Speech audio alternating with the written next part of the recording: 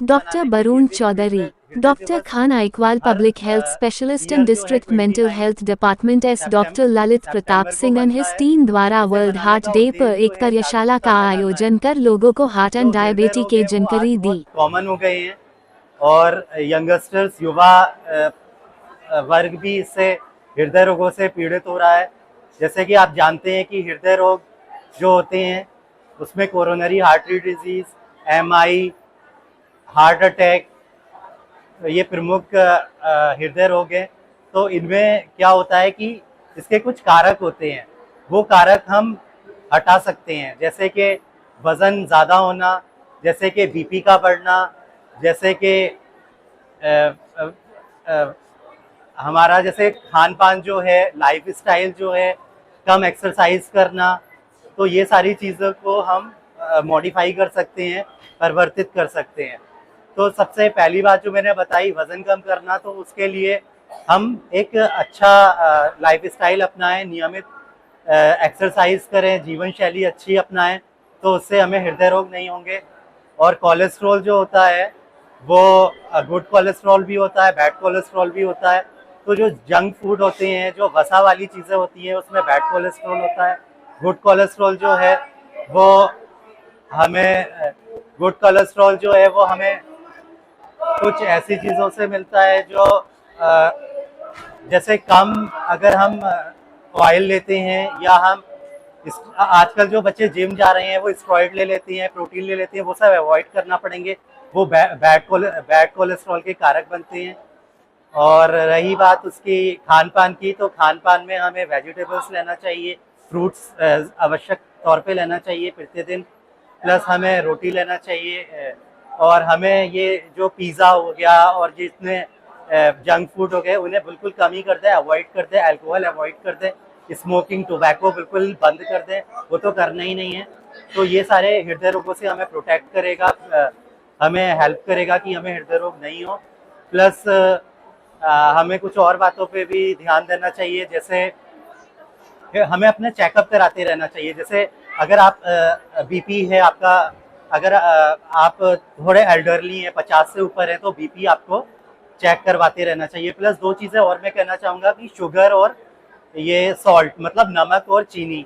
तो नमक की मात्रा जो है वो कम से कम लें और चीनी की मात्रा भी कम कर दें। और क्योंकि चीनी से डायबिटीज़ हो जाती है, डायबिटीज़ ये भी हृदय रोग को करवा सकता है, कॉम्प्लिकेशन उसका हो सकता है।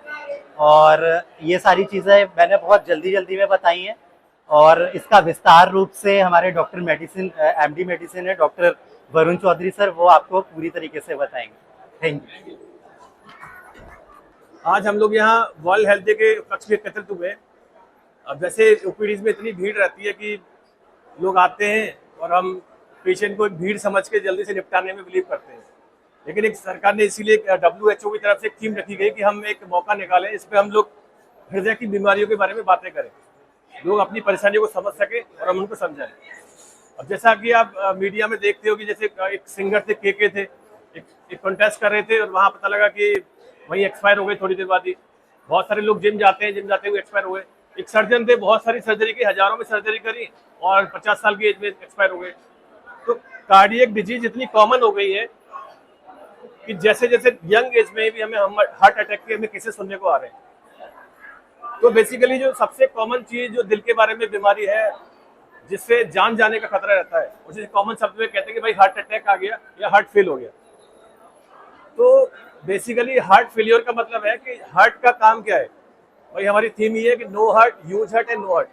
हार्ट का काम क्या है कि जो ब्लड है, ब्लड के माध्यम से हमारे सारे न्यूट्रिएंट और ऑक्सीजन और इलेक्ट्रोलाइट्स, बेसिकली न्यूट्रिएंट और ऑक्सीजन हमारी ब्लड बॉडी में सर्कुलेट हो रहे हैं, तभी हम सर्वाइव कर रहे हैं। ये काम करना बंद कर देगा तो ये न्यूट्रिएंट और ऑक्सीजन हमारी बॉडी में सर्कुलेट नहीं हो पाएंगे।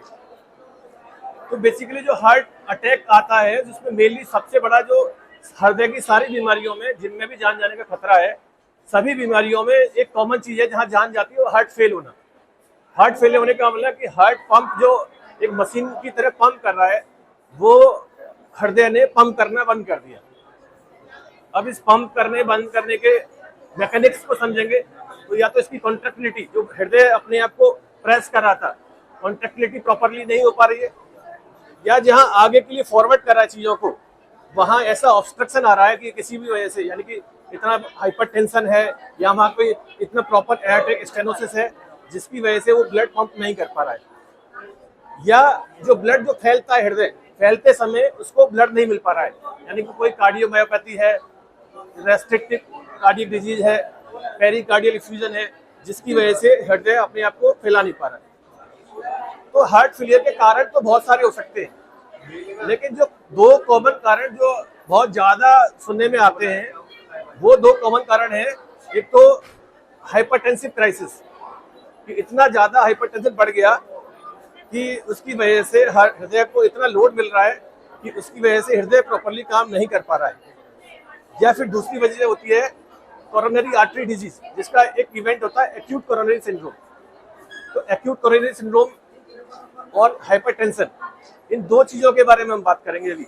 जो मेन जो मुख्य कारण है, जो अपने जिला अस्पताल के लेवल पे हम जो बहुत सारे मरीज देखने को भी मिलते हैं और जिन्हें हम इलाज कर सकते हैं, उस एक्यूट कोरोनरी सिंड्रोम और हाइपरटेंशन के बारे में बातें करेंगे। एक्यूट कोरोनरी सिंड्रोम बेसिकली क्या होता है कि इसमें एक एंजाइना लाइक पेन होता है, और यहाँ पे जो हृदय को ब्लड सप्लाई करने वाली कोरोनरी आर्टरीज होती हैं, उन आर्टरीज में थक्का बनने की वजह से रुकावट आ जाती है। रुकावट आने की वजह से जो हार्ट की वॉल्स होती हैं वहाँ प्रॉपर ब्लड नहीं पहुँचता, वहाँ पे एक इश्चेमिक जोन क्रिएट हो जाती है, इसलिए उसकी जो मसल्स हैं, मसल्स वीक हो जाती हैं और प्रॉपरली अपना फंक्शन नहीं कर पाती हैं। तो इसकी सिम्टम जो है, जो कहते हैं दिल का दौरा पड़ा है, सिम्टम में बेसिकली क्या है कि एक रिट्रोस्ट्रनल सीने के बीच में या बाईं ओर दर्द होगा। दर्द क्या है, कई बार ऐसा हो सकता है कि भारीपन महसूस हो सकता है, ऐसा लगता है एकदम कोई चीज प्रेस कर रही है, ऐसा फील हो सकता है, और ये दर्द कंधों की तरफ, जबड़े की तरफ और बाईं हाथ की तरफ रेडिएट कर सकता है। सामान्यतः ये कुछ मिनट का होता है, और साथ में इसके साथ कैसी परेशानी है, जैसे सांस लेने में परेशानी आ सकती है, और एपिगैस्ट्रिक पेन की तरह भी हो सकती है परेशानी, सांसें फूलने की परेशानी हो सकती है। तो इसको पहचानने के लिए जो बेसिकली जो बेसिक लेवल पे हमारे पास जो सुविधा मौजूद होती है जिला अस्पतालों में, वो होता है हमारे पास ईसीजी, इलेक्ट्रोकार्डियोग्राम। उसमें जो वेव फॉर्म है उसको, उसके बदलावों को देखते हुए हम डायग्नोज कर लेते हैं। और इसी में जैसे कोरोनरी आर्टरी सिंड्रोम बताया, उसमें चार चीजें आती हैं, एक एंजाइना, एक स्टेबल एंजाइना, एक अनस्टेबल एंजाइना, एक नॉन एसटी एलिवेशन एमआई और एक एसटी एलिवेशन एमआई। तो ये चार चीजें हैं, और इनके हम अभी जैसे इसके रिस्क फैक्टर है और एक हाइपरटेंशन के रिस्क फैक्टर है, दोनों के बारे में हम बताएंगे शॉर्ट में। और बेसिकली हाइपरटेंशन हम कब कहते हैं? हाइपरटेंशन जो ब्लड में एक प्रॉपरली पंप करने के लिए ब्लड प्रेशर होता है, उसको एक पर्टिकुलर लिमिट होती है, उस लिमिट से अगर ऊपर चले जाता है ब्लड प्रेशर तो उसे हम हाइपरटेंशन बोलते हैं। जैसे इसमें सबसे एक लिमिट तय हुई है कि सिस्टोलिक ब्लड प्रेशर की लिमिट होती है 140 और डायस्टोलिक ब्लड प्रेशर की लिमिट होती है 90। अगर diastolic blood pressure 90 millimetre Hg से ऊपर जा रहा है, या systolic blood pressure 140 millimetre Hg से ऊपर जा रहा है, तो इसे हम हाइपरटेंशन बोलेंगे। लेकिन इससे भी पहले एक रेंज होती है, इसे बोलते हैं प्री हाइपरटेंशन। अगर ब्लड प्रेशर 140 से कम है लेकिन वो 130 से 139 की रेंज में है, या डायस्टोलिक ब्लड प्रेशर 90 से कम है लेकिन 85 से 89 की रेंज में है, तो ये प्री हाइपरटेंशन बोला जाएगा। इस प्री हाइपरटेंशन में बेसिकली क्या होगा कि इस रेंज में हमें पेशेंट को एंटी हाइपरटेंसिव स्टार्ट नहीं करनी है, लेकिन हमें उसके लाइफ स्टाइल चेंजेस करना है। तो लाइफ स्टाइल चेंजेस दोनों ही चीज़ों में, जैसे हाइपरटेंशन में भी और कोरोनरी आर्टरी डिजीज में भी, उसके रिस्क फैक्टर को अवॉइड करना है। जो भी रिस्क फैक्टर है हम उनको दूर कर दें। इसके रिस्क फैक्टर क्या क्या है इन चीज़ों के लिए? एक सेडेंट्री लाइफ स्टाइल, सेडेंट्री हमारी इनएक्टिविटी की वजह से बॉडी फैट हमारी वेसल्स में जमा होता जा रहा है और एथेरोस्क्लेरोसिस होती जा रही है। स्मोकिंग इसका रिस्क फैक्टर है। स्मोकिंग की वजह से जो सबस्टांस रिलीज हो रहे हैं वो ब्लड प्रेशर को बढ़ा रहे हैं और हमारा वैसोकंस्ट्रक्शन हो रहा है। डायबिटीज इन सब चीज़ के लिए रिस्क फैक्टर है। शुगर की वजह से उसको मेटाबॉलिक सिंड्रोम क्रिएट हो जाता है। एक फैमिली हिस्ट्री है कि भाई जिन लोगों में फैमिली हिस्ट्री मिल रही है कोरोनरी इवेंट की, उनको पहले से कॉशियस रहना है और किसी भी चीज़ को, ऐसे वेट को अवॉइड करना है जिसकी वजह से उनको हार्ट अटैक हो सकता है। यानी कि अपनी लाइफ स्टाइल चेंजेस पहले से ही करके रखने हैं और हाई कोलेस्ट्रॉल डाइट को अवॉइड करना है, शुगर को प्रॉपर्ली ट्रीट करना है। ये सारे फैक्टर्स हैं। और इसके अलावा जो रेस कोलेस्ट्रॉल है, कोलेस्ट्रॉल को मेंटेन करना है जिसकी वजह से एथेरोस्क्लेरोसिस होगी और फ्यूचर में वो हाइपरटेंसिव हो सकता है। तो ये रिस्क फैक्टर है, इनको अवॉइड करना है। और और हम बेसिकली इसके अलावा एक और इश्यू होता है कि भाई हम अपनी लाइफ स्टाइल को मैनेज करने के साथ साथ एक हैप्पीनेस की बात भी करेंगे। साथ में अगर हम अपने स्ट्रेस लेने के बजाय इस चीज़ों को एक लाइट मैनर में लेंगे, किसी स्ट्रेस को कम करेंगे, तो स्ट्रेस कम होने से भी हमारा ब्लड प्रेशर में कुछ हद तक सुधार आएगा और उससे फाइनली हम अपने आप को इम्प्रूव करेंगे और अपने आप को फिट रखेंगे। Okay, thank you very much.